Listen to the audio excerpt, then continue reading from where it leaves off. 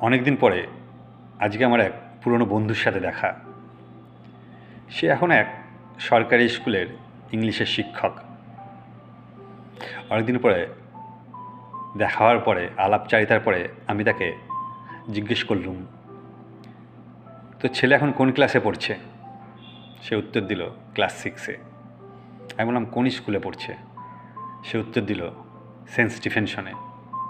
আমি হঠাৎ একটু স্তব্ধ হয়ে বললাম যে, কেন, তোর স্কুলে পড়ছে না কেন?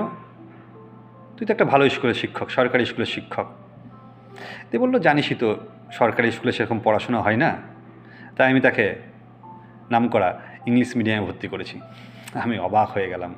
আমি বললাম, তুই তো বিএড করা, সরকার তোকে স্যালারিও অনেক দিচ্ছে, মোটামুটি 70-এর কাছাকাছি, অথচ নিজের ছেলেকে সরকারি স্কুলে না পড়িয়ে তুই সেই 20-25 হাজার টাকা মাইনা পাওয়া সেই শিক্ষকের কাছে পড়তে পাঠাচ্ছিস। সে কথাটা শোনার পরে চুপ হয়ে গেল। জানেন তো, আমরা সবসময় সরকারকে দোষ দিই যে না, সরকারি স্কুল খারাপ, হ্যানা ত্যানা। কিন্তু দেখুন, এই সরকারি চাকরি পাওয়ার জন্যই ছেলেমেয়ে দিনরাত খাটছে। একটা প্রাইভেট স্কুলের শিক্ষকের থেকে আশা করি কোনো সরকারি স্কুলের শিক্ষকের শিক্ষার মান কখনোই কম হতে পারে না, কারণ সে বিএড করছে, কোচিং নিচ্ছে, তারপরে পরীক্ষা দিচ্ছে, তারপরে চাকরি পাচ্ছে। তাও দেখুন, দিনের পর দিন চারিদিকে কত প্রাইভেট স্কুল গজিয়ে উঠেছে, কত বেকার ছেলে মেয়ে সেখানে চাকরি করছে। আর এসব সরকারি স্কুলে চাকরি পাওয়া শিক্ষকগুলো তাদের ছেলে মেয়েকে এইসব প্রাইভেট স্কুলে পড়াচ্ছে। কি অবাক লাগে, তাই না?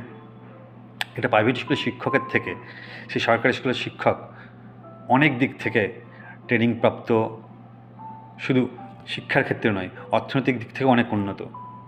তাও দেখুন, সরকারি স্কুলগুলো দিনের পর দিন পিছিয়ে যাচ্ছে।